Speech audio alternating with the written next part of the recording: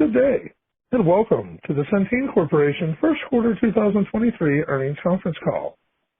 All participants will be in listen-only mode. Should you need assistance, please signal a conference specialist by pressing the star key followed by 0. After today's presentation, there will be an opportunity to ask questions. To ask a question, you may press star then 1. To withdraw your question, please press star then 2. Please note, today's event is being recorded. I would now like to turn the conference over to Jennifer Gilligan, Senior Vice President, Finance and Investor Relations. Please go ahead. Thank you, Rocco, and good morning, everyone. Thank you for joining us on our first quarter earnings results conference call. Sarah London, Chief Executive Officer, and Drew Asher, Executive Vice President and Chief Financial Officer of Centene, will host this morning's call, which also can be accessed through our website at centene.com. Ken Fazola, Centene's President, and Jim Murray, our Chief Operating Officer, will also be available as participants during Q&A.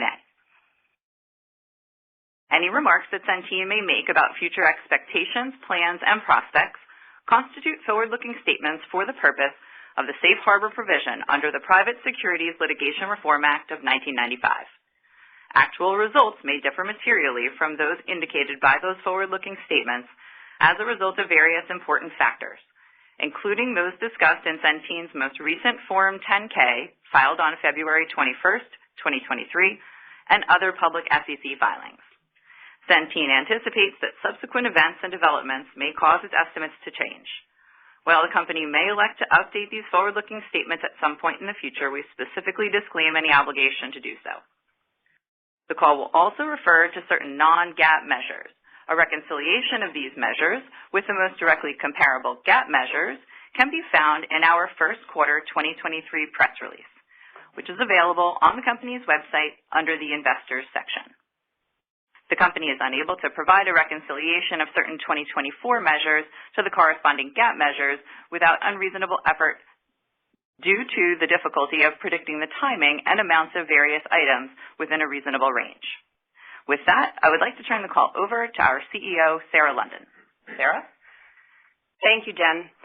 And thank you all for joining us this morning as we review our first quarter 2023 results and update both our 2023 guidance and 2024 EPS floor. Centene's first quarter results were strong, reflecting continued positive momentum operationally and the beginning of another year of disciplined execution against our strategic framework. We reported $2.11 of adjusted diluted EPS for the quarter and lifted our premium and service revenue forecast by another $3.7 billion. We also moved our full year 2023 adjusted EPS guidance to at least $6.40, the top of our original range. At the same time, as you saw from the press release, we have updated our 2024 adjusted EPS floor to greater than $6.60. Given the focus on 2024, let me start there by providing more detailed commentary on our insights and current thinking. Then I'll come back to 2023 and our recent progress. A year ago, when I stepped into this role, we were in the early stages of executing against a 3-year value creation plan. We saw no reason to change that plan as its basic pillars were rock solid. Streamline the company by focusing on our core businesses, price our products for profitable growth, modernize our business processes and tools, and deploy capital in a disciplined manner to create enterprise and shareholder value. After 13 months in this role, I am even more convinced that this organization has the capacity to deliver substantially more value to our customers and shareholders. This team has a clear vision for how we intend to execute and transform in a sustainable way as we set ourselves up for the long term, and we are confident in our long-term growth algorithm. We also have the benefit of a far more complete view of the near-term dynamics we will need to navigate and the investments required to ensure Centene is positioned for market leadership.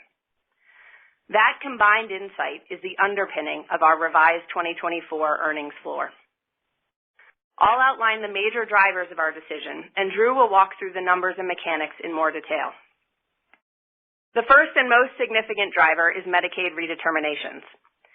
Over the last month and a half, with the benefit of finalized implementation plans and early data feeds from our state partners, we have refreshed our state-level models and projections to inform an updated view of the potential impact to membership and acuity of the redeterminations process across our 31 health plans. Based on that analysis, 2023 progression looks slightly better, but we now believe it is prudent to build in a more conservative view of the potential disconnect between rates and acuity that could manifest in some of our states in 2024. As a reminder, we view any disconnect as a temporary one. We fully expect that states will ultimately provide sufficient rate adjustments to reflect any changes in acuity of the Medicaid population, but we are building a provision in our 2024 target in case there is a gap in timing in some of our states. We remain committed to ensuring that the most vulnerable members of our communities have ongoing access to high-quality health care, and we are empowering our local teams to navigate the redeterminations process in a way that strengthens the partnership with our state customers, given their critical importance to our long-term success in Medicaid. The second major driver of our revised 24 outlook is based on our 2024 Medicare bid strategy. As we evaluated the final 2024 CMS rates, our view of potential 2025 program dynamics, and the strength we saw in 2023 performance, we decided to use 2024 as an opportunity to more aggressively right-size our membership and focus on our core member base. This will move us away from some of the membership that resulted from a growth-at-all-costs pricing mentality during the 21 and 22 annual enrollment periods, and create a solid foundation from which to drive earnings power in the back half of the decade. At the same time, we see an opportunity to make targeted investments in Medicare that enhance our ability to reach and serve these members. These include own distribution capacity, provider enablement tools to support value-based care, and the acceleration of digital capabilities that will truly differentiate the WellCare member and provider experiences going forward.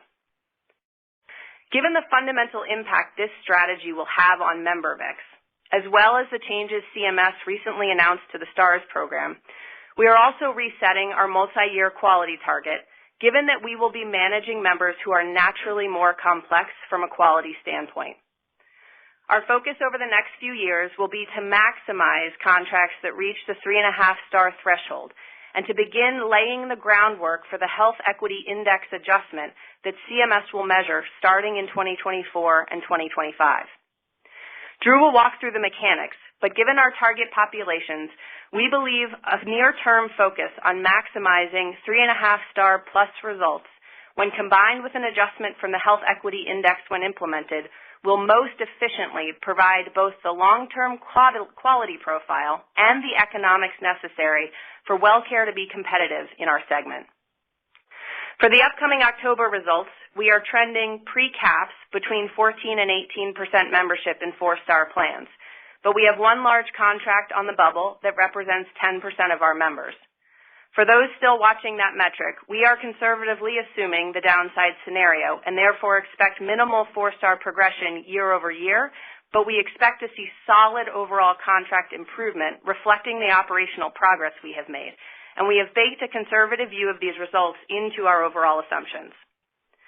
Ultimately, we believe that returning to WellCare's roots in serving lower-income, diverse, and complex seniors is an anchoring position in what will be the fastest-growing subsegment of the Medicare Advantage market, and one that aligns perfectly with our local community-integrated model and our Medicaid footprint. We are investing today to protect and enhance this business because we firmly believe it will be a powerful earnings and growth engine for Centene in the long term. The final major driver of our revised 2024 outlook is the recognition that we need to invest in specific infrastructure that will allow us to innovate at scale. As we work to consolidate systems and simplify our technology ecosystem, we see an opportunity to future-proof our target architecture, expand and modernize our data layer, and build a digital operating structure centered around our customer relationships. Done correctly, this work will accelerate our transformation, allowing us to tap into the power of Centene's unique local data footprint, automate more of our core functions, drive innovative clinical models, and deliver market-leading customer experiences across all three of our businesses. We recognize the significance of increasing near-term investments at the expense of adjusted earnings per share. Ultimately, we are confident these investments will fortify the foundation of the enterprise and accelerate capabilities that will position us well against our long-term growth thesis. Let me close out this portion of the 2024 discussion by emphasizing a few final points. 1, we do not intend to update this number between now and our annual Investor Day in December. 2, our goal is to provide you with as much detail and transparency as we possibly can about our assumptions, without compromising our competitive strategy during the bid cycle. This includes the improved segment reporting you can find beginning this quarter in our 10-Q. And 3, this is a number we are confident in. As some of you have been correct to point out, a floor is not a finish line, and $6.60 for 2024 is not our finish line. This is a number that we intend to meet and beat. Before I turn it over to Drew, I want to comment briefly on progress in 2023 because performance this year presents an opportunity to strengthen the position from which we navigate through 2024, and we are executing well in 2023 thus far. Our local teams were fully mobilized to support the beginning of redeterminations on April 1st, although by the time planning was complete, only 2 of our states chose this as their start date. The remaining 28 states are evenly distributed across May, June, and July start dates. In general, states are pursuing a balanced mix of population-based and time-based approaches. Recent changes to implementation plans have biased to later start dates, reflecting the unprecedented scale of the undertaking for many states.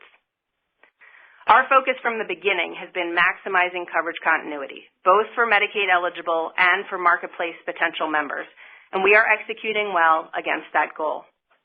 We have robust multi-channel communications in place for every state.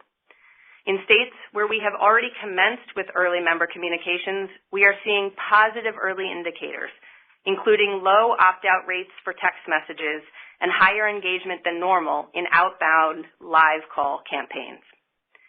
In all but 5 of our states, we have either already received membership files or have a clear model established for data exchange with the state once their process begins. Where we have already received member files, we are using them to refine the analytics driving our outreach campaigns and to inform productive discussions with state actuaries and our regulator partners. Leveraging Centene's local approach, we have deployed community-based provider education and engagement campaigns with a focus on educating our FQHC partners as well as key provider partners in every region so our members have the benefit of multiple trusted sources of information as they navigate this process. For members losing eligibility, we have launched both direct and indirect outreach campaigns to educate them about their Marketplace options. Across all 25 states where we have an overlap between our Medicaid and Ambetter footprints, we have activated our unique and comprehensive Ambetter broker network so they are prepared to support members transitioning to the Marketplace. And we are working closely with states where we are able to do direct outreach to members to facilitate warm handoffs in the enrollment process. In short, our teams are hard at work supporting members and continuing to build positive momentum with our state partners. Turning to Marketplace, as we've discussed, Centene's Ambetter product line experienced incredible growth during the 2023 open enrollment. This positive momentum continued during the first quarter, and we closed the quarter with more than 3 million Marketplace members. As we move through 2023, we continue to monitor new member demographics and overall claims data consistent with the rigorous tracking that occurred during the first quarter. As I mentioned earlier, the proven breadth and depth of Ambetter's broker network, a clear driver of OEP success, will also be a key differentiator as we look to maximize the captures mid opportunity. Overall, we continue to view the Marketplace as a durable coverage vehicle, and Ambetter, as the market leader in this space, continues to represent a powerful organic growth opportunity for Centene. From a Medicare standpoint, while we are working through a strategic rebuild, it is important to note the strong underlying operational improvements we are seeing that align with our 5-point plan. Examples include a new Center of Excellence for Medicare calls that has reduced per member per month calls by almost 25%. The implementation of new AI-based call sentiment technology resulting in real-time performance improvement. A 20% reduction in voluntary disenrollments and a 47% reduction in CTMs year over year. We have added almost 1,400 new clinics under value-based contracts, and most importantly, we are seeing member, provider, and broker satisfaction scores in the mid-90s year to date. We are on a journey, but there is tangible improvement, and we continue to build operating momentum as we progress through 2023. Finally, a quick update on our value creation initiatives, which remain front and center as we work to fortify the foundation of the business. Overall, we are tracking ahead of our SG&A goals, excluding the additional investments I mentioned earlier, and our slate of SG&A initiatives is progressing well against key milestones. We continue to streamline the organization through portfolio rationalization, closing 3 transactions in January, and more work is underway. And finally, importantly, our PBM implementation is on track across all work streams. In short, 2023 is shaping up to be another strong year of execution and earnings performance, and we expect to gather further momentum as we progress through the year that will help us to power through our updated 2024 floor. And while we are changing our earnings path to and through 2024, something we certainly don't take lightly, we have not changed our focus, our strategy, or our confidence in the ultimate earnings power of this organization and its long-term growth potential. We are not just building a company for 2024. We are making the decisions today that will enable us to deliver 12 to 15% adjusted EPS growth in the back half of the decade and ensure Centene is the market leader in government-sponsored programs for years to come. With that, I'll hand it over to Drew to walk through the details of Q1 and the interplay between 2023 and a new prudent floor for 2024 that we will work to beat. Drew? Thank you, Sarah. This was a very good quarter, as you can see in the press release. Adjusted EPS of $2.11 was ahead of our expectations and a good start to the year. Let me hit a few key items for Q1 and then spend most of my time on the remainder of 2023 and 2024. Premium and service revenue at $35 billion was strong in Q1. The HBR was on track at 87%, and adjusted SG&A at 8.5% was consistent with our updated mix of business. DCP was 54 days, consistent with Q4 and up 1 day from Q1 last year. During the quarter, the Medicaid HBR of 90.0% was on track as well and reflects 2 items. 1, a delay in a 2022 rate increase from one of our largest states, which we expect to favorably impact our Q2 2023 Medicaid HBR, and 2, Senate Bill 510 in California dealing with prior period COVID claims. Those 2 items pushed up the Medicaid HBR over 40 basis points in the quarter. The Medicare HBR at 85.2% was a little better than expectations. Marketplace revenue was stronger than expected, while the commercial HBR at 76.3% was in line with our internal forecast. Q1 cash flow from operations was strong, even when excluding a few out-of-period items such as early Medicare premiums. Overall, this was another good quarter with sound fundamentals. In the last month and a half, we've gone through a rigorous process, not just to refine the forecast for the remainder of 2023 in our typical 3+9 process, but we also accelerated what we could to develop a more detailed forecast for 2024. Let's tackle 2023 and then get to 2024. For the full year of 2023, premium and service revenue is coming in stronger than our last midpoint of $132.5 billion, driven by Medicaid and Marketplace. Medicaid revenue improvement is largely due to the refinement of timing of redeterminations in 2023 versus 2024. As an example, as we entered April, one of our largest states provided updated clarity around foster care redeterminations, moving the start date from April 1st to September 1st. And they also clarified the timing of other populations, resulting in a start date 1 month later than we had planned, resulting in more Medicaid member months in 2023.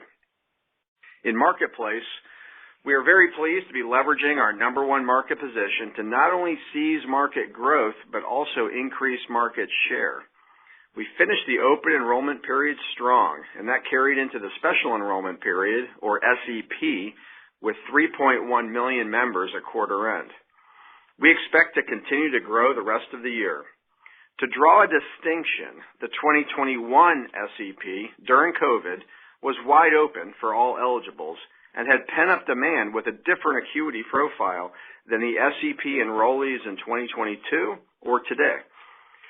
Though we have found that partial year SEP members' profitability is below that of open enrollment members, largely due to risk adjustment mechanics, the ability to renew those same members on 1/1/24 will set us up well for 2024.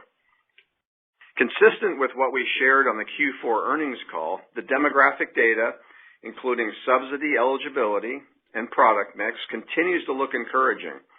Product positioning and distribution execution are also strong. The overall individual market has grown more than expected this year, and this macro growth is a positive factor when considering risk pools. Overall, we are able to absorb this additional growth in 2023, and this should provide an earnings tailwind for 2024 to help offset other areas of headwind.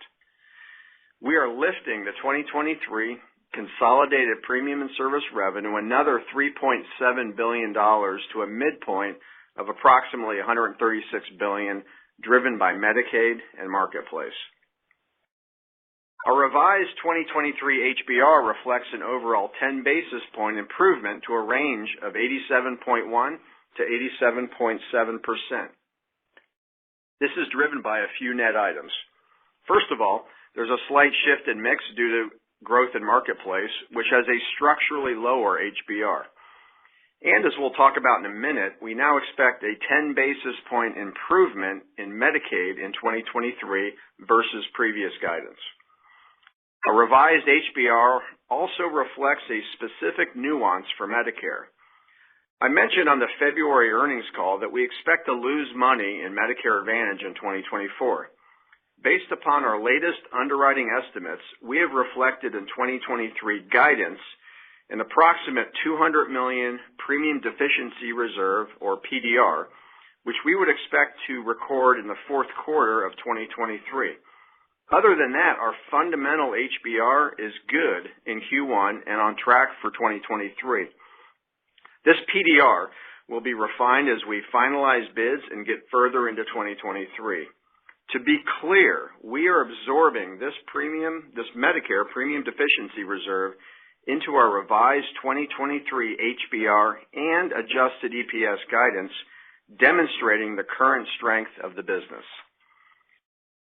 On the flip side, growth in Marketplace, with more than 2.5 times the SG&A rate of Medicaid, due in part to distribution costs and exchange fees, changes the mix for SG&A. When coupled with investments in quality and other key areas Sarah mentioned, our adjusted SG&A guidance for 2023 is up to a midpoint of 8.9%. Let me demonstrate the impact of mix. Someone recently asked why our SG&A rate isn't in the low sevens. Actually, if you pro forma our 2023 revenue mix as if we were 80% Medicaid, we would be in the low sevens. Of course, in addition to our number one position in Medicaid, we like having the number one Marketplace franchise, the number two PDP franchise, and a Medicare Advantage business with over 1 million members across 36 states. Investment and other income was strong in Q1, and we expect that to continue for the remainder of the year at a midpoint of $975 million. We have bought back $577 million of shares since the beginning of the year, including $300 million post the Q4 call toward our approximate $1.5 billion goal for 2023. We expect to continue the majority of our health plan dividends to come late in the year. As of today, we have an approximate diluted share count of 550 million shares. As we generate cash at the parent, we plan to deploy it to buy back our shares. For instance, in April, we were able to monetize the stock consideration we received at the closing of our sale of Magellan Specialty. We seized this opportunity so that we could deploy to share buyback. Overall, for 2023, inclusive of the items we just covered, we are lifting our 2023 adjusted EPS guidance to at least $6.40, the top of our original guidance range. Let's move to 2024. On 2024, while we were previously targeting $7.15 of adjusted EPS, we are reducing that to greater than $6.60 based upon more visibility on key 2024 drivers.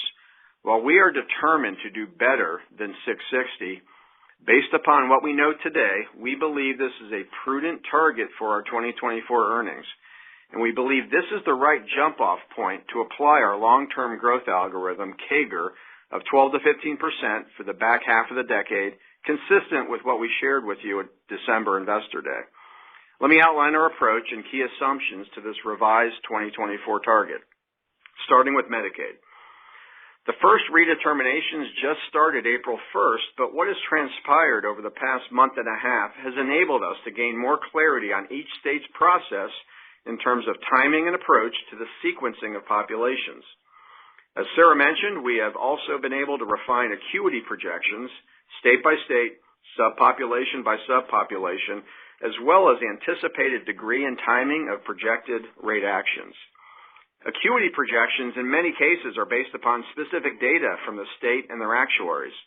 For instance, a number of our states shared files with us for those they expect to redetermine in April, May, and/or June, and we are using this information to calculate the acuity of stayers versus leavers. On the other side of acuity, the rate change projections are state by state, subpopulation by subpopulation, and they are often based upon direct conversations with the Medicaid departments and their actuaries, including many verbal acknowledgments of the potential need for rate actions as redeterminations unfold. We've had very constructive discussions with our state partners about redeterminations, not just in terms of process, but also the rate implications.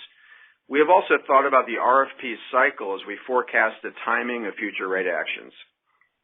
While we are still early in the redetermination cycle, which we expect will last into Q2 of 2024, we have developed more confidence in our estimates of the net impact on 2023 and 2024 with the benefit of the clarity gained. One more relevant fact, for 2022, we were approximately $2 billion in payable back to certain states for risk corridors or minimum MBR profit-sharing mechanisms. That's important to factor in relative to any expected acuity shifts in those specific states. Finally, with each state putting a stake in the ground with respect to timing and approach, we are better able to refine our forecasted premium revenue for both 2023 and 2024. Ultimately, we expect the rates provided by our states to match the acuity of the population, as has historically been the case, though this is expected to ebb and flow through the redetermination process. In other words, if there's a mismatch between acuity and rates, we expect it to be temporary. Now let's get to some numbers. To provide some of our assumptions embedded in our updated 2024 target, we expect approximately $77 billion of Medicaid premium revenue in 2024 relative to approximately $84 billion in 2023. The premium revenue drop in 2024 is largely driven by redeterminations continuing and annualizing into 2024. There are also some other puts and takes in the revenue, including market share shifts, as we have previously discussed, the California contract renewal, and the projected potential county shifts in Texas Star Plus, as well as the added North Carolina expansion population. With respect to the Medicaid HBR, as you will recall, we were originally expecting to be around 89.9% in 2023. Our latest forecast is slightly better than that at approximately 89.8%. For 2024, based upon the process I just described, we have now built in 50 basis points of HBR increase to be prudent for redeterminations and the potential temporary mismatch of timing between acuity change and rate. That would put us at approximately 90.3%. Then we expect approximately 20 basis points of benefit from the new PBM contract and other initiatives to yield an estimated 2024 Medicaid HBR of approximately 90.1%. In Medicare and Marketplace, we are still refining our bids that are due this summer. So we're going to be a little guarded with getting too granular with bid assumptions for each of those lines of business. In Marketplace, our first quarter results were on track, and while one quarter doesn't make the year, we are so far pleased with the Marketplace positioning, not just for 2023, but also the longer-term benefit from strengthening our number one market position. We look forward to getting more insight into 2023 Marketplace performance as the year unfolds, including when we get the first view of the Wakely risk adjustment data in late June, early July. Suffice to say, we are bullish about growth and margin potential in our Marketplace positioning and business for 2023, 2024, and beyond.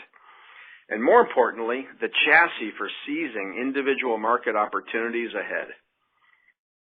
In Medicare, we received the final 2024 rates and risk model clarity on March 31st.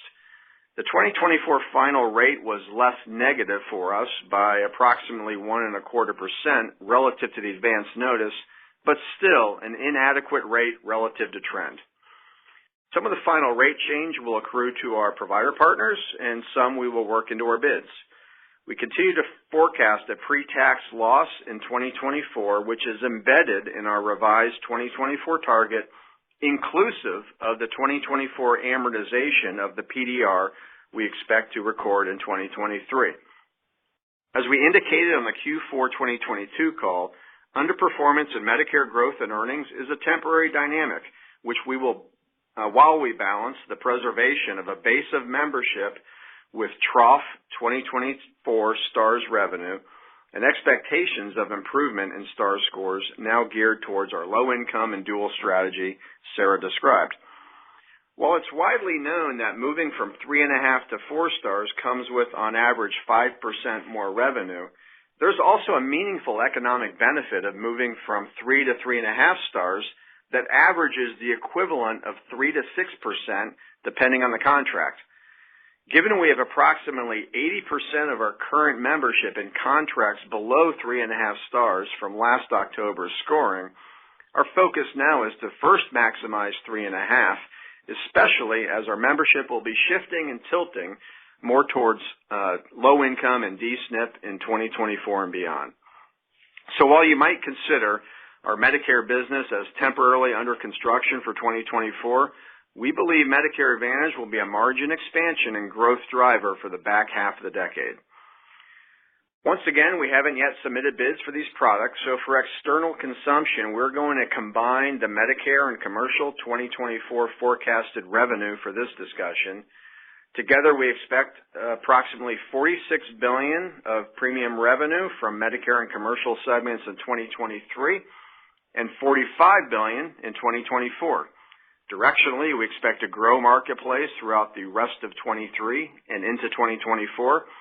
On the other hand, we expect to rationalize certain Medicare Plan Benefit Packages, or PBPs, in 2024, which will result in lower Medicare membership, but membership composition will be more consistent with the strategy Sarah outlined.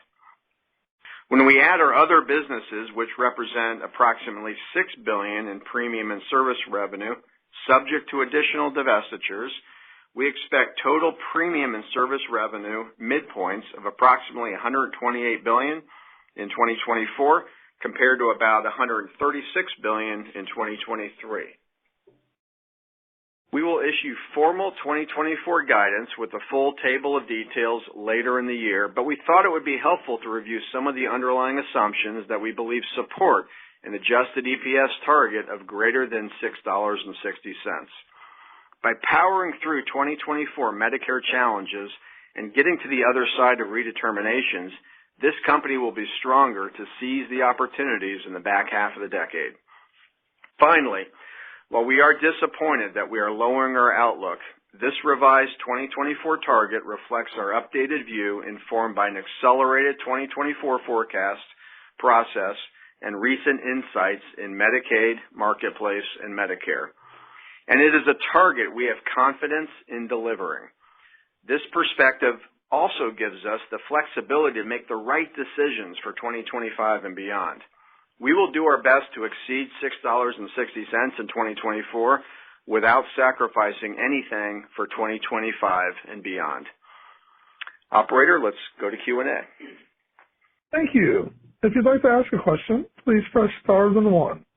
If you'd like to withdraw your question, please press star then 2. Today's first question comes from H.J. Rice with Credit Suisse. Please go ahead. Hi, everybody, and thanks for all the information. Just maybe to drill down a little further on what you're thinking with respect to Medicaid redeterminations. I guess it sounds like you're reflecting in your outlook for 24 a little more caution on acuity and potentially how quick that gets picked up in rate adjustment. I wonder if you could give us a sense, are you falling more on just thinking there's a little bit of lag in the period in which the rate adjustments get updated, or are you seeing anything that's indicating to you that the acuity itself will be worse than what you were thinking 3 or 6 months ago? And I wonder, just granular, as we start to get into this, as you're talking to somebody that's getting redetermination, do you give them the notification? Does the state give them the notification? And as you talk to them about their options to sign up on the public exchanges, do you have a sense of whether they're going to do that immediately? Is there going to be a lag in the way they think about that before they immediately go and sign up? Any updated color on that as well? Yeah, good morning. Thanks, AJ. Great question. So relative to redeterminations, over the last couple of weeks as states have been approaching the April 1 start date, we've gotten a lot of good information. Some of it is from them finalizing their implementation plans, and as we noted, some of those have shifted in the final hours as they contemplate sort of the scope of this work, and some of it is states who've actually given us data files that allow us to update our models more formally.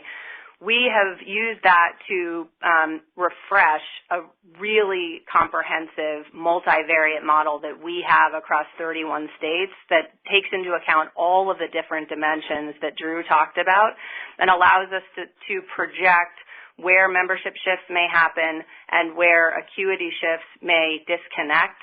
And then how all of that plays out over time with things like the risk corridors, with things like rate mechanisms, rate calendars, and then really an overarching view of what is the agenda of the state and are there other things going on like procurements and things like that. And so as a result of that, what we're really trying to do is build in a little bit more conservatism in 24, where we see the potential in some states for a temporary disconnect between rate and acuity. And again, we see this as temporary. You know, in the long term, rate has always equaled acuity in Medicaid, but it allows our local teams to have the flexibility to navigate not just the redeterminations process, but those conversations with the states in a way that really prioritizes our customer relationship because of how critical we know those relationships are to our long-term success in Medicaid. So that's really sort of the driving factor behind additional conservatism in 24. And then to your question about how the tactical rollout is going, you know, the answer really depends state by state. There's obviously official notification in every state that goes out from the state to the members who they need to take through the redetermination process, and then, you know, timelines in terms of those members being able to respond. CMS has done a really nice job of making sure states are following, you know, the guidelines in terms of multiple outreaches to members and the timelines in order to ensure that we don't have folks dropping through the cracks because of process. And then we have lined up, as I mentioned, those sort of multi-channel communication plans, as well as activating local providers and our broker networks where we're allowed to, so that we have direct conversations either with members either through their providers where they can get more information, or in those states where we can direct educate and outreach to members who are qualified for exchange products. We actually have marketing campaigns specifically around that. And finally, your point about sort of the speed with which members are being responsive, again, I think it's going to depend, but one of the dynamics that we're seeing in marketplace special enrollment period and actually overall marketplace growth is a result of the combined awareness and affordability that has come from investments in broker marketing as well as obviously the enhanced APTCs. And so we think that in particular the broker community is really well mobilized against moving those members over to marketplace as quickly as possible. Thank you. And our next question today comes from Josh Raskin at Nephron Research. Please go ahead. Hi, thanks. Good morning. Just a quick clarification and then my question. But did I hear that PDR is expected to amortize partially in 2024, meaning MA profitability is supposed to be expected to be negative in 2025 as well? And then my question is maybe could you provide a little more color on your thoughts around statutory capital, especially as you'll see some of these revenue headwinds? You seem to screen as holding a little bit more capital than the peers, and I guess sort of how you think about that relative to debt to cap and, share buybacks would be a strategic enough reason to maybe increase your leverage above your debt to cap targets. Good questions, Josh. The PDR, no, we expect to fully amortize that in 2024. It's a one-year contract for Medicare members, as you know, and so we don't expect that to bleed into 2025. And so if that number is 200, that's what we've built into our guidance for 2023, but we will refine that as we get the bids finalized, see the rollout of the annual enrollment period beginning in December, and that will dictate the specific amount that we record from accounting rules, and then that would be reevaluated at the end of each quarter of 2024 and adjusted accordingly. So so that's how the PDR would work mechanically. On statutory capital, it's a good question. We modified the management fees. We think we improved the management fee structure this year with more precision, and that has the result of trapping more capital into our regulated subs, which is why we expect to only do $1.5 billion share buyback this year, which will be largely late in the year. We've got $300 million under our belt already, and then we expect that to step up to about $3 billion, which we mentioned on the last earnings call for 2024. So, we've got a certain level we like to maintain, but we certainly don't need to have excess capital sitting in our subs, and we'll go after that through the dividend process, back half of this year and into 2024. Our debt to EBITDA is right around 3 times. We're content with that. It'll probably move up or down a little bit around that 3 times, but that's our target. Love the fact that we're investment grade now, and I think as we look at our debt stack over the next decade, that will serve the company well. Thank you. And our next question today comes from Justin Lake at Wolfe Research. Please go ahead. Thanks. Good morning.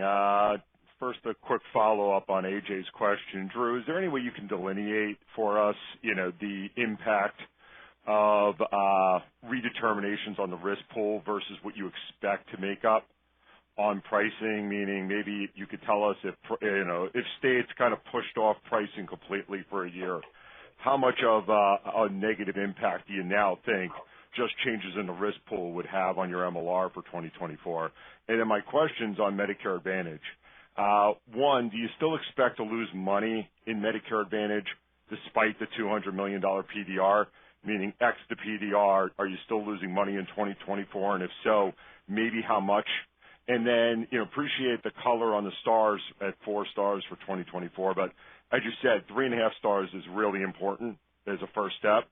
Any color on how you expect to improve 3.5 stars in 2020 for 2025, I should say, versus the 20% you're at today? Thanks.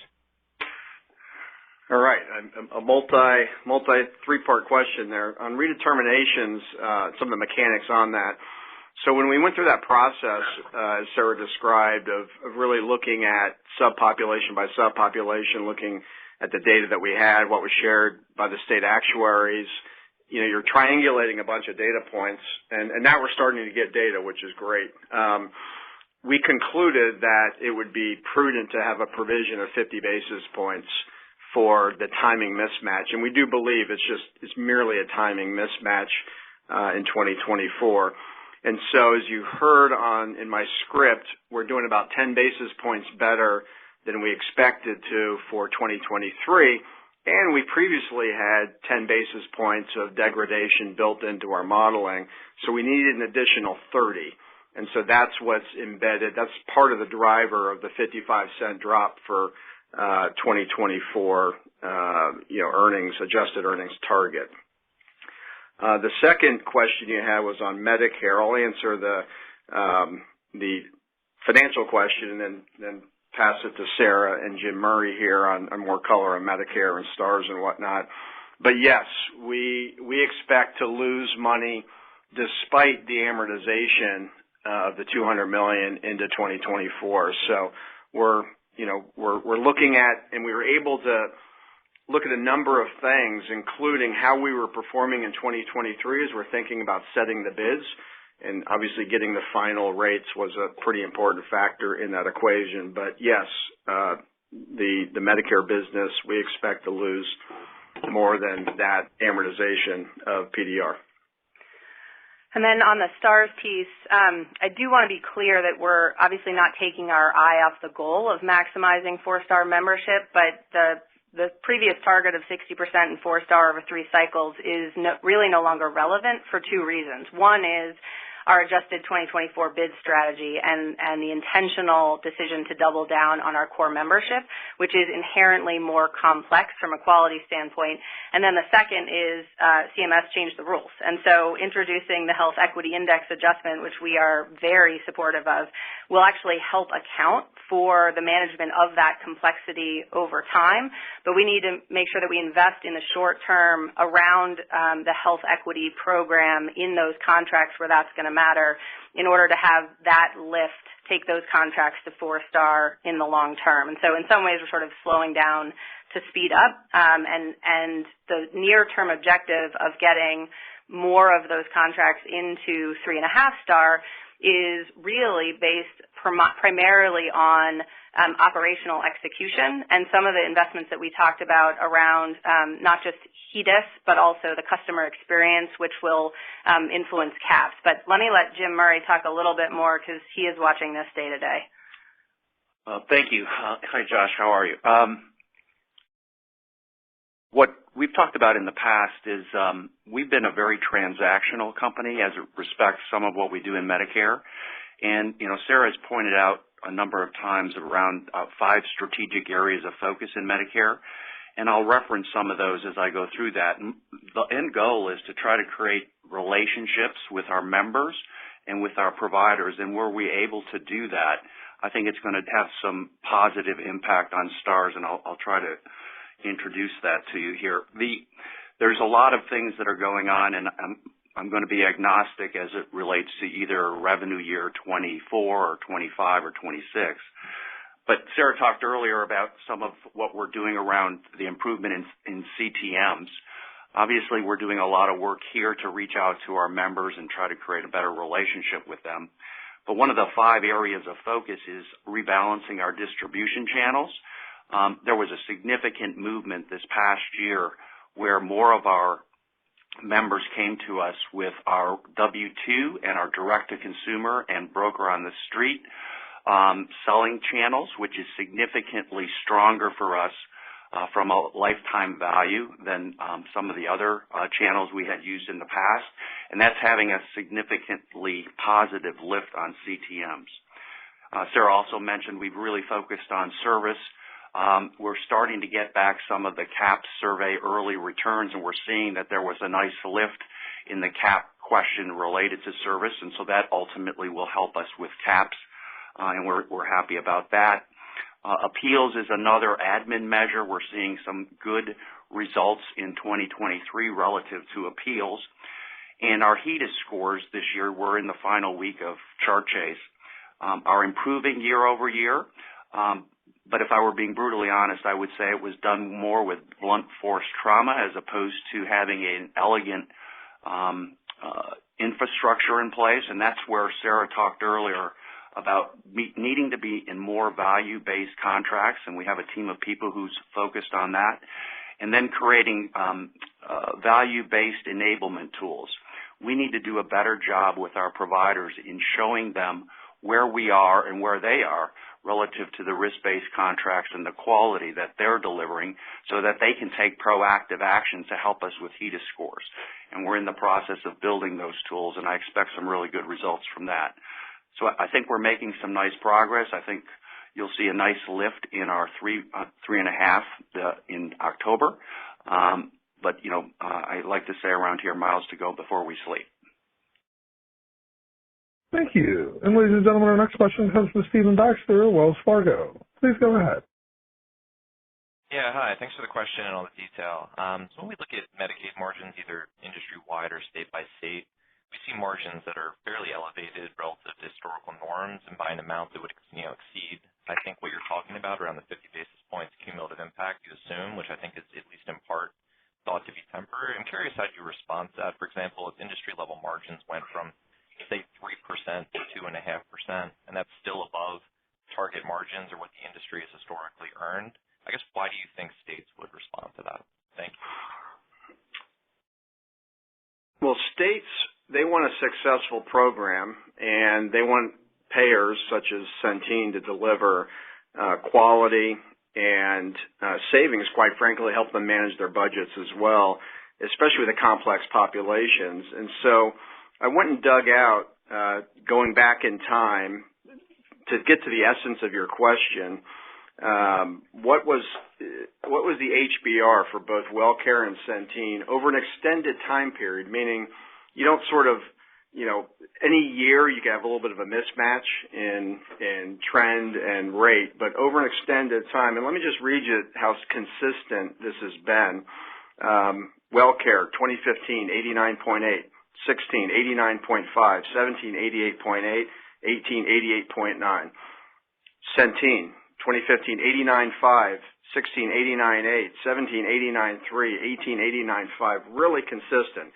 And so we expect, if we tick up into the, let's say, low 90s, we would expect to get that mismatch that we're building into guidance for 2024 sort of back into that high 89s. Obviously, mix of business will adjust that to some degree, with complex populations having a little bit higher HBRs and lower SG&A. But we think that's the sweet spot, and that's what we expect to be able to achieve as we look out over the back half of the decade.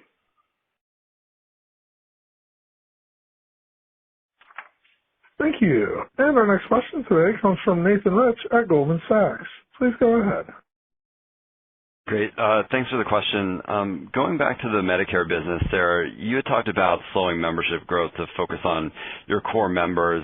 I'm curious how that impacts your view of Medicare revenue growth longer term relative to the high single-digit to 10% revenue growth guidance you laid out at the Analyst Day.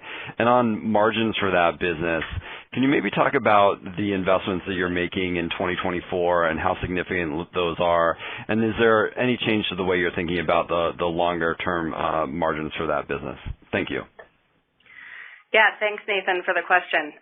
So in some ways, I think to your question in terms of rate and pace of revenue growth, it's not dissimilar to how we're thinking about the rate and pace of Stars, which is going a little bit slower in the short term in order to ramp up in the long term. And so, as we looked at all of the moving parts relative to the Stars headwind we have in 24, and obviously the work we're doing to sort of rebuild the business given the decentralization of the WellCare operations and 21 and 22 AEP bid strategy, as well as the rates from CMS, we looked at 24 as an opportunity to kind of do a hard reset on that membership, and that to create a pretty solid foundation for us to grow earnings off of over the long term. And obviously the shorter term view of that would be more around margin and then driving membership growth in the long term as we start to feather in the tailwind from the Stars. And again, the revenue from getting to 3.5 and then that health equity adjustment and then normal course program investments that will get more of those contracts and that membership up into 4 Stars. And then relative to investments, let me talk about some of the investments that are more specific to Medicare, but again, they really do fit into the broader category of investments around customer experience, quality, and then sort of underlying infrastructure, particularly around data. The idea of, as Jim talked about, leveraging an own distribution channel to maximize the acquisition and onboarding experience for our members, making sure that we have the right provider enablement tools so that we can expand and optimize our value-based relationships, and then increasing our self-service tools for members, as well as the quality investments around HEDIS and health equity.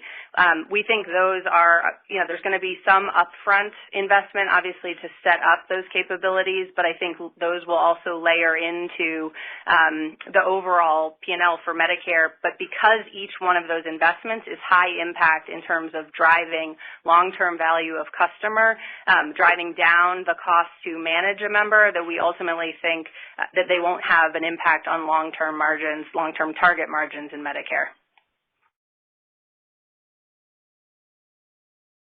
Thank you. And our next question today comes from Scott Fidel at Stephens. Please go ahead. Hi, thanks. Interested just to get your input into the debate that's going on right now just around core healthcare utilization trends and how those are tracking, excluding COVID, just looking at sort of non-COVID, how those are tracking relative to pricing expectations, and maybe to give us some input into, certain areas where you may see utilization running a bit higher and what some of those offsets may be in terms of what seems to be trending a bit better than expected. Thanks. Thanks, Scott. Trends look stable in the quarter. We sort of look back to pre-COVID time periods, largely back to normalized utilizations. For instance, screenings are fully back, or a little bit soft on cervical, but they changed I think they changed the guidance on that in 2020. We keep on looking for signs of acuity increase and aren't finding any. Looking at the first few months after initial cancer diagnosis or the cost per cancer diagnosis, those are all in check. So pretty stable. There's always watch items. Specialty pharmacy, obviously, is always a watch item. It has been for probably the last decade.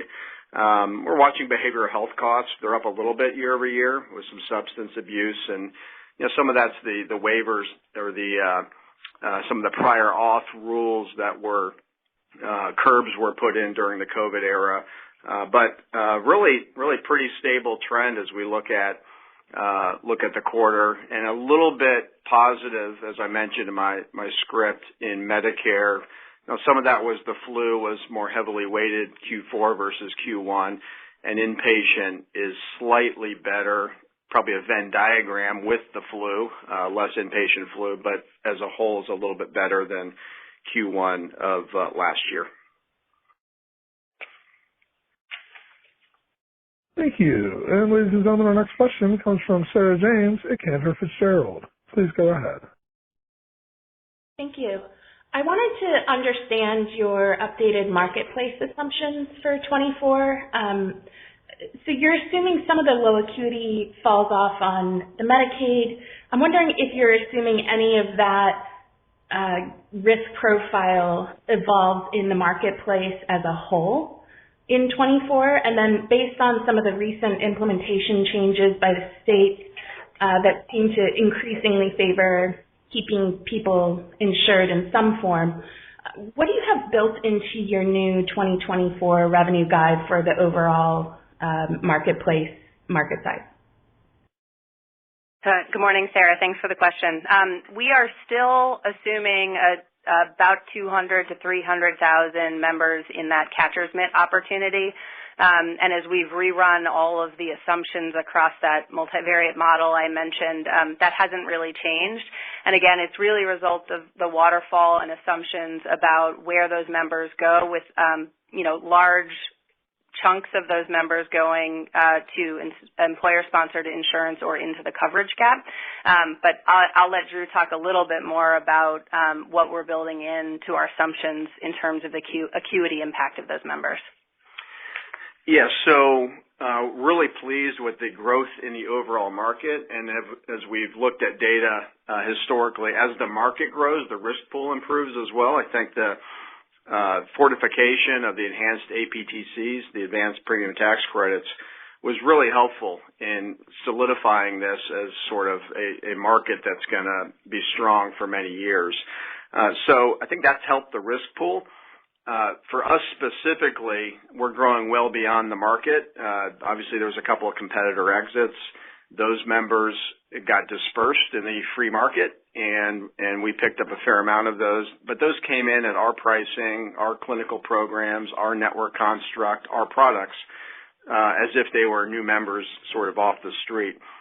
And then we're also gaining market share. So we expect actually to be in a pretty large payable position for risk adjustment, and we're accruing accordingly. And obviously we will true that up, once we get the first look of Wakely data in late June, early July. But pleased with some of the elements you look for when you're growing a lot. You look for signals, and through the data, the percentage of subsidized population is up 3% year over year to 95%. That's a good sign, we believe, for risk pools. And, we can look at stayers versus leavers. We had a 75% renewal rate into 2023. The stayers are equaling the leavers. So, we're, cautiously optimistic on that business and the risk pool for 2023. And as Sarah mentioned, we did layer in a couple 100,000 of redetermined members coming into the marketplace later in the year. And so, the member months aren't that significant of a driver, and we factored in some variance around that into our revenue guidance already. Thank you. And our next question today comes from Kevin Fischbeck at Bank of America. Please go ahead. Great, thanks. I wanted to understand the long-term EPS guidance a little bit, because it was just a little bit confusing to me, because you're taking down next year's EPS number, still talking about 12 to 15%. But I think, Sarah, you said that your view about the earnings power hasn't changed. Does that mean that you think you'd be growing more like 15% off of this lower base, or is 12 to 15 the right way to be thinking about it? And then just to put a point on this PDR, because the PDR is essentially taking whatever it is, 25, 30 cents of losses from next year and booking it this year. So your 660 guidance, is it right to think that that's more like a whatever that is, 635 kind of real earnings base that you have to then overcome to grow 12 to 15 off of 660? So just trying to reconcile how you're thinking about long-term earnings power, in particular the PDR, and how that affects growth into 2025. Thanks. Yeah, your math on the PDR is not wrong, and you're right. You've got to step over that as you go into 25, and we've thought about that. But I'd think of it more as not that linear, because we're making bid decisions strategically and deciding where to invest and where to let go. Certain pockets are PBPs, as I mentioned in the script. And so it's helpful to know and to have the meaningful outperformance in 23 as yet another lever. So I wouldn't completely disconnect the PDR from, us knowing that we're doing well in 2023 as you think about what 24 would have been absent the PDR. And then I'll let Sarah sort of weigh in on the 12 to 15%. Yeah, thanks for the question, and totally appreciate it. When we think about the long term, and I'll roll back to, even the beginning of the value creation plan, we had a lot of confidence that there was more earnings power in this organization than we were delivering back to shareholders then. I think that confidence a year ago had only grown. The difference between then and now, I think, is a really more complete understanding of what it's going to take to fully unlock that value. And so we still have total confidence in that 12 to 15% long-term CAGR. I think our view is that we need to make some of these short-term, both explicit and implicit investments in our business in order to make sure that we are set up with the most strength against that long-term algorithm. And as Drew said, we see the $6.60 or greater than $6.60 floor as the right jump-off point for that 12 to 15% adjusted EPS in the long term. Thank you. And our next question today comes from Gary Taylor at Cowen. Please go ahead. Hey, good morning. Two quick questions. The first is I appreciate your commentary about receiving new data, state files from the states to update your margin assumptions around Medicaid. So the question is that largely complete? Have you received updated stayer lever files from all your states, or is it really more from the states that are very imminently beginning their redeterminations, and we should maybe expect more material updates in that state information to come over the course of the year? The second is just on the IBNR days and dollars down a bit sequentially. I know there's some other items in that line. Just wonder if there's anything else, Drew, to call out impacting that line on the balance sheet. Thanks. Yeah, I'll hit the state files conversation and turn it over to Drew. So we have, as I mentioned, we in all but 5 of our states, we either have received files or we have a process in place. The files that we've gotten have certainly been tilted towards the states that are already underway with their process or where their start dates are more imminent. And this actually rolls back to a conversation that we've had over the last year and a half in this forum about how we were preparing for this process, and the idea that as we got data, our ability to drop that into our model and then extrapolate from that where there were common themes, and whether we were seeing in those files sayer and lever analysis that was sort of in line with the macro analysis we did without the benefit of the actual files. And so getting those files is obviously helpful in order to give us a view of those specific states, but we've also been seeing trends in those files, again, largely in line with our expectations, but that have allowed us to update our extrapolations in the larger model. So that's a long-winded way of saying that we feel like the data that we've received so far is what has allowed us to update our view and conservatism in 24, but that we also think that it has given us a pretty solid view of 24 and what will come in from other states. Now, obviously, we need to see some of that, but there's been enough consistency to give us the confidence to share what we did today. And then I'll turn over to Drew on IBNR. Yeah, on the balance sheet, liabilities are up a fair amount from year-end, 12/31/22. The accounts payable and accrued expenses are up, but that's $1.3 billion of state pass-throughs. So our pass-throughs, the pure pass-throughs, actually don't go through medical claims liability. They go through premium revenue premium tax revenue and premium tax expense, sort of outside the IBNR process, so they don't really impact DCP. Now, there are state-directed payments embedded within medical claims liability, and we define those terms in our press release, and we've had for a while. But, IBNR is $17.5 billion, or medical claims liability, up from $16.7. You saw the DCP, relatively flat. So feel good about the consistency of our reserving process. Thank you. And our next question today comes from Lance Wilkes with Bernstein. Please go ahead. Yeah, with the 55-cent decline in 2024, I think you've kind of sketched out how much of that is due to the conservatism and redetermination. Could you talk a little bit about how much is from the targeted investments in MA bids or MA in your bid strategy there, and how much is investment in infrastructure? And of the investments in infrastructure, could you talk a little more about the components of that and how much of that is necessary for the Medicaid business and the core businesses as contrasted with Medicare Advantage? Yeah, thanks, Lance. Great question. I was hoping you would ask that. Let me talk through sort of the core buckets of investment, and then I'll hand it over to Drew to delineate the bridge a little bit more precisely. So as we've gone through the transformation work, the value creation work, particularly the platform consolidation work that we launched last quarter, and then obviously the sort of updated analysis of product strategy, we see an opportunity in 3 main buckets for investments, and it's important to note, and I'll call out where some of them are specific to Medicare and other product lines as you asked, but it's important to note that part of the reasons we're choosing to make these investments now is because they will accrue to multiple lines of business. So these are really enterprise-wide synergistic investments. The first is under the umbrella of customer experience. And so this is where in Medicare, thinking about own distribution channels, which actually can accrue over the long term, we believe, to our marketplace business as well. Really a business is becoming a sold business rather than one that is, just purchased and influenced through brokers in a different way.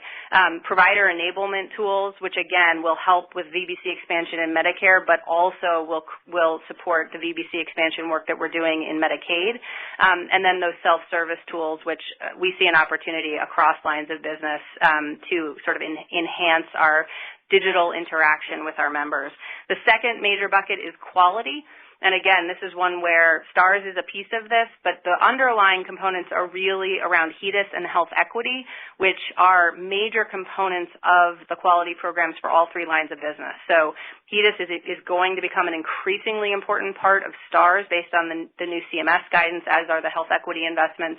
HEDIS is a huge part of proving the quality outcomes to our state partners for Medicaid, and it will put us ahead of the curve for what we see coming in marketplace from a QRS standpoint. And then the last piece is infrastructure. And so a piece of that is really the fortifying those target systems. So as we've been thinking about the platform consolidation, what are those platforms that are going to be the targets and carry the scale of the organization in the back half of the decade, and making sure that we fortify those for scale. And then, of course, my favorite topic, which is data, and really accelerating the work that we're doing around data liquidity across the organization, our agility and ability to invest and use that data to power the business, but also to drive innovation. So those are sort of the three major investment buckets. And again, some of those accrue to the Medicare business, but they all accrue to multiple business lines. And then I'll turn it over to Drew to give you the bridge. Yeah, on the numbers, we've talked about the $200 million PDR. I know that hits 2023, so it's not part of the 55 cents, but you really need to think about that as a conscious investment. We don't take lightly spending shareholder money, but we think it's the right investments, targeting the right members, thinking about the long-term attractiveness of the Medicare market, especially in the populations that we will emphasize going forward. And then getting to the 55 cents, which is in 2024, 60% of that is the 30 basis points in Medicaid, and the remaining 40%, about $150 million plus or minus, is the investments that Sarah just covered. Thank you. Ladies and gentlemen, our final question today comes from Calvin Turnick with J.P. Morgan. Please go ahead. Thanks. Just a couple of clarifications. I know you're being conservative on the STARS assumption for next year. If you do get minimal improvement for 25, is the expectation that that comes back to you in 26, such that you kind of keep with that 20-20-20 ramp that you talked about over the next 3 years? And then on Medicaid, I know you mentioned, having more member months this year and a little more visibility into the timing of when members could roll off. Just wondering if there's anything you're anticipating in terms of HBR or earnings seasonality. Thanks. Yeah, thanks, Cal. Let me hit the STARS question. So as I said, we are sort of assuming a downside scenario out of conservatism, partly because CAPS tends to be the longest pole in the tent to recover in STARS. And so if we see minimal improvement year over year, the important thing to look at will be the progression into 3.5 stars of our membership, because again, that's, as Drew talked about, where we get the economic benefit and the ability to continue to invest as we move through the progression. We, again, will look at the 3.5-star threshold and movement of membership across that threshold as the definition of success as we move through the next couple of years. But the 20-20-20 is not really a relevant guidepost anymore because of those changes I described in the bid strategy, which is intentionally going to make the mix more complicated and shift the denominator, and the fact that the CMS program rules really suggests a different, more methodical approach contract by contract to the levers that we use to get to 4-star. And then I'll turn it over to Drew for the second part. Yeah, on earnings seasonality, we expect to be pushing about 65% of adjusted EPS for 2023 in the first half of the year, so maybe 35 or slightly under 35 for the back half of the year. That back half does include the fourth quarter assumption around the PDR. And I think you were also referring to HBR seasonality in Medicaid. Think of it, as like a check mark. So we expect to be down a little bit in Q2, relative to the 90.0 and then rising in the back half of the year. Thank you. And ladies and gentlemen, that's all the time we have for questions today. So I'd like to turn the conference back over to Sarah London for closing remarks. Thank you. I just want to close out by reiterating Drew's comments and my own that we don't take the change in the 2024 lightly, but it's not something that we would be doing if we didn't firmly believe that it was the right thing for Centene in the long term. So I appreciate the